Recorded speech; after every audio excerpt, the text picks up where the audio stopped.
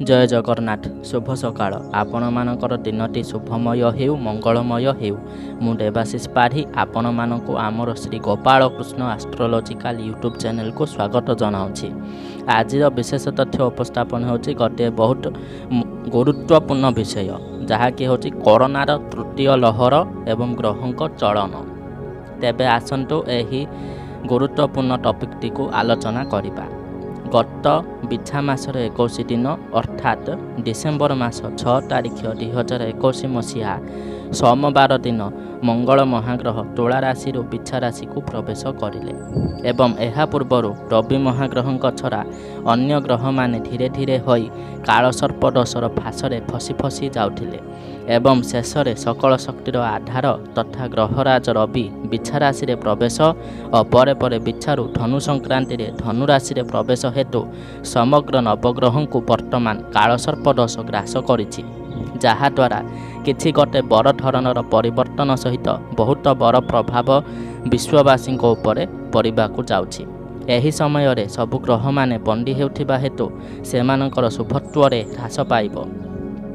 विश्व रे जहाँ भी सब कार्य जहाँकि मनुष्य समाजर उन्नति प्रगति और विकास पाई दायी सही सब कार्य रे बाधा आसिबो और सबु कार्य रे अहेतुक विलंब देखादेबा भली किछिटा संभावना देखा जाउअछि। शुभ शक्ति माने निजर शक्ति हराइबा सहित आसंता जनवरी 5 तारिख रे शुक्र महाग्रह मध्य अष्ट हेउछंती जहाँकि अशुभत्व को अग्राधिकार देउछि। एहा फल रे विश्ववासी मन में हताशा निराशा देखा देई पारे। नकारात्मक शक्तिर प्रभाव रे रोगर परिमाण वृद्धि पाइबार संभावना देखा जाउअछि। शनि महाग्रह मकर राशि रे स्वगृही हेबाटा मध्य गोटे चिंताजनक विषय एवं आगको 27 फेब्रुआरी 2022 रविवार दिन मकर राशि रे चंद्र मंगल बुध शुक्र शनि महाग्रह अवस्थान हेतु पंचग्रह कूट हेउछि। एहा सहित शनि मंगल महाग्रह सहित युक्त हो विस्फोटक जगर सृष्टि करुछंती। एहा फल रे पृथ्वीर बहु स्थान रे भूमिकंप भूस्खलन आग्नेय उद्गीरण हत्याकांड भयावह अग्निकांड देखादेबा भली किछिटा संभावना देखा जाउछि। एहा सहित अजना व्याधि बा महामारी हु हु होई बढ़िबार संकेत मिलुअछि। भारत थारु पूर्व दक्षिण और आग्नेय कोणरे अधिक क्षयक्षति हेबा भली किछिटा संभावना देखा जाउअछि। एथिरु जना पड़ुछि जे फेब्रुआरी 2022 परे महामारी संक्रमण वृद्धि पाई पारे एवं भगवान न करंतु लॉकडाउन शटडाउन पुणी थरे फेरी आसु। भगवान कर दयारु मीन मासर 22 दिन अर्थात 5 एप्रिल 2022 मंगलवार दिन अपराह्न 4 घंटा 43 मिनिट रे राहु और केतु महाग्रहंकर राशि परिवर्तन पर परिस्थिति रे किछिटा परिवर्तन आसिबो कारण राहु मेष राशि रे शत्रुगृही हेबे।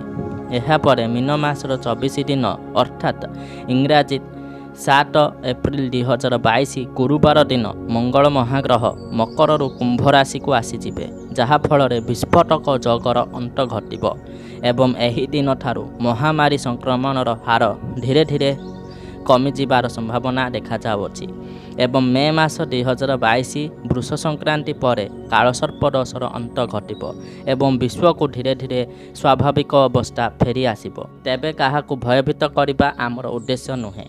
आमर पूर्वर चली आसुथिबा विभिन्न प्रकार ज्योतिष भित्तिक गवेषणा एवं विभिन्न प्रकार ग्रंथर